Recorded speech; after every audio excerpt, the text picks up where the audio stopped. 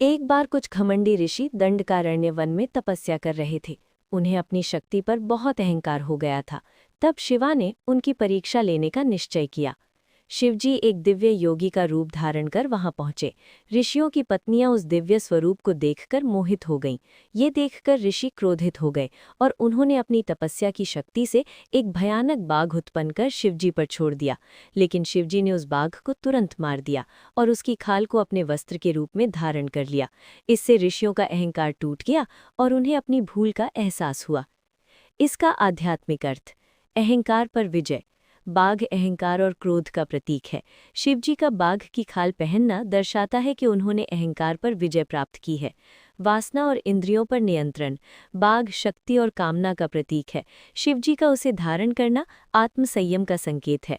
निर्भयता का प्रतीक: ये दर्शाता है कि शिवजी प्रकृति और भय पर पूर्ण नियंत्रण रखते हैं। वैराग्य और तपस्या: बाघ की खाल साधु संतों द्वारा आसन के रूप में भी प्रयोग की जाती थी, जो तप और साधना का प्रतीक है। निष्कर्ष: शिवा का बाघ की खाल पहनना केवल एक रूप नहीं, बल्कि ये संदेश है कि सच्चा योगी वो है जो अहंकार, क्रोध और वासनाओं पर विजय पा ले।